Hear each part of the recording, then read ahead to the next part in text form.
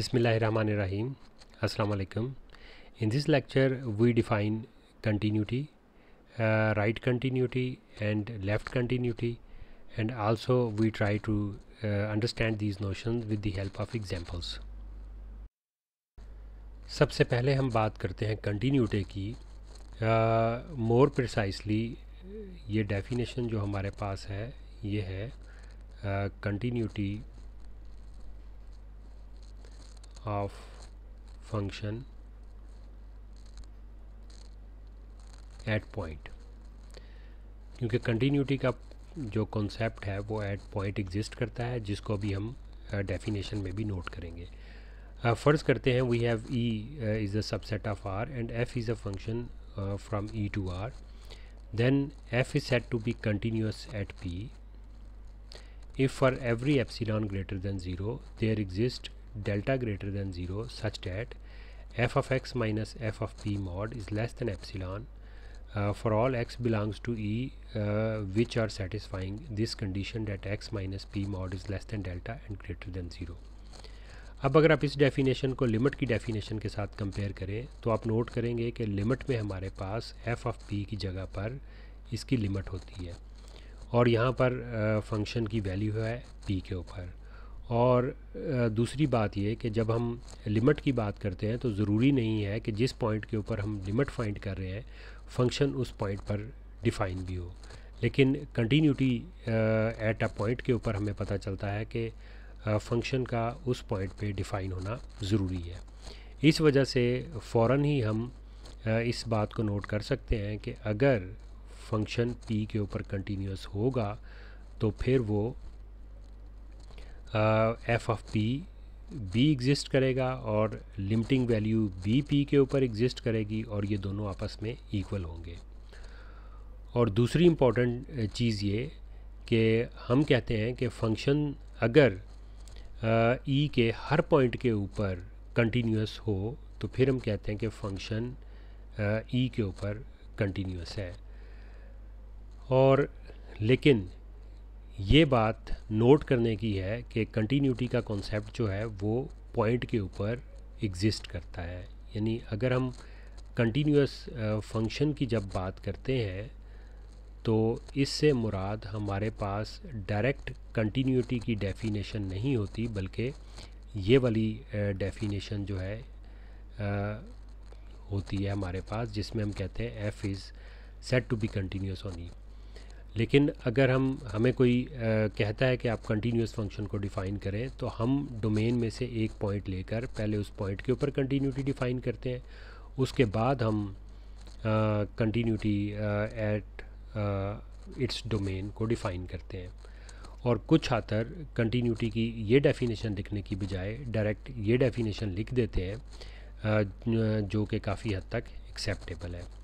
अगर ग्राफिकली देखा जाए तो कंटिन्यूस फंक्शन के बारे में हमें जो आम बुक्स के अंदर लिखा हुआ मिलता है कि कंटिन्यूस फंक्शन वो फंक्शन होते हैं कि जिनका अगर हम ग्राफ ड्रा करें और यहाँ से जैसे मैं स्टार्ट करूँ, ये कोई पॉइंट A है और ये पॉइंट B है और इस जगह पर अगर फ़र्ज़ करें वो फंक्शन एंड हो रहा होगा तो हम इसको इस पॉइंट से ऑनवर्ड दूसरे पॉइंट तक बग़ैर कलम को उठाए ड्रा कर सकते हैं.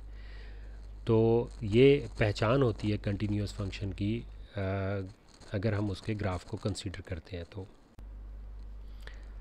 अब इस एग्ज़ाम्पल को देखिए. इसमें हमने चेक करना है कि एक्स स्क्वायर कंटिन्यूस है for all X belongs to R. Means हमने ये चीज़ प्रूव करनी है कि F is continuous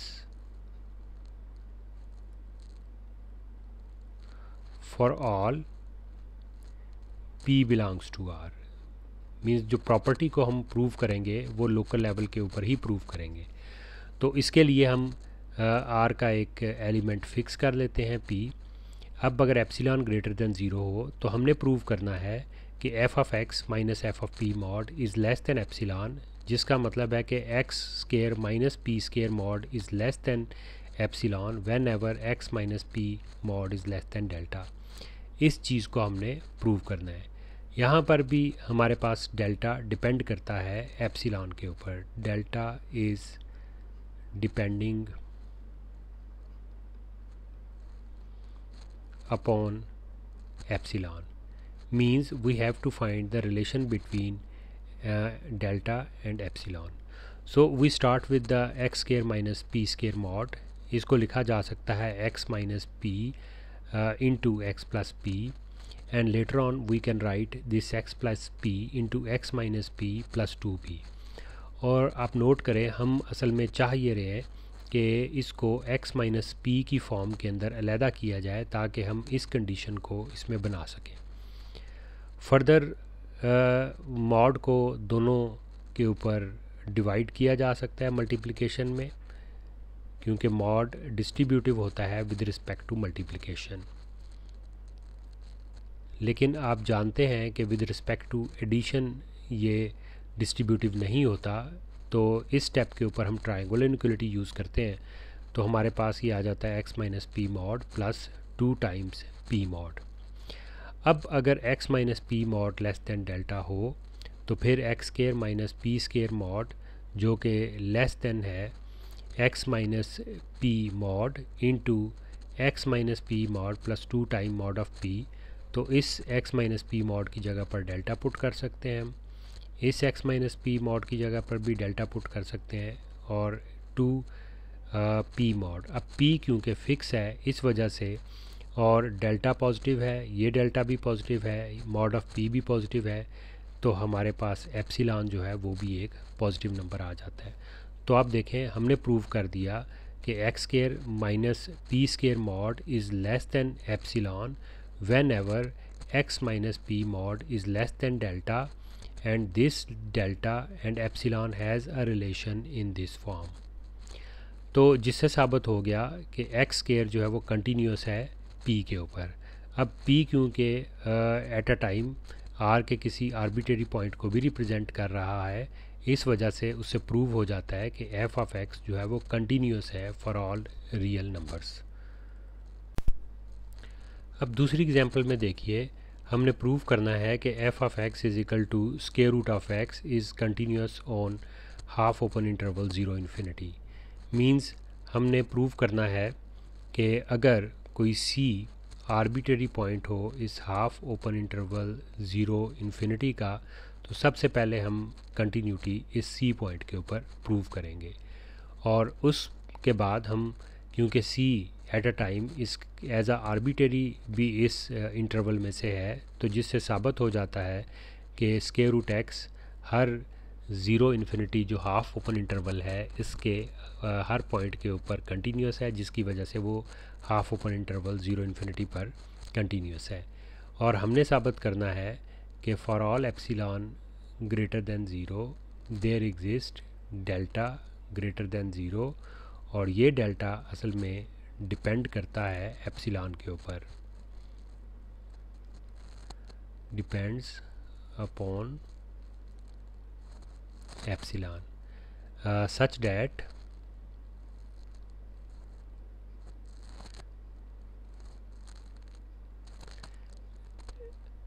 f of x minus f of c mod is less than epsilon whenever x minus c is less than delta. तो इस वजह से हम स्टार्ट करते हैं ये एज्यूम करते हुए कि एप्सिलॉन ग्रेटर दैन 0 है. Then we are considering f of x minus f of c which is actually equal to square root of x minus square root of c. After rationalization we get mod of x minus c over square root of x plus square root of c, and this is less than mod of x minus c over square root of c. क्योंकि आप देखें denominator इस expression में वो इस वाले square root c से बड़ा है. दूसरे लफ्ज़ों में हम ये कह सकते हैं कि square root of x plus square root of c is greater than square root of c for all x and c belongs to this half open interval 0 infinity. then because both are the positive numbers, so we can take a reciprocal. This will gives us 1 over square root of x plus square root of c is less than 1 over square root of c. Now if multiply this inequality by non-negative number x minus c mod, we will get this expression. तो हमारे पास जो result आ जाता है वो है कि F of X minus F of C mod is less than mod of X minus C over square root C. No, if this expression is less than epsilon, it means this value is less than epsilon. So we get x minus c is less than square root of c epsilon. अब square root of c क्योंकि एक fixed constant है, so that's why if this is a positive and this epsilon is a positive, we can take it as a delta.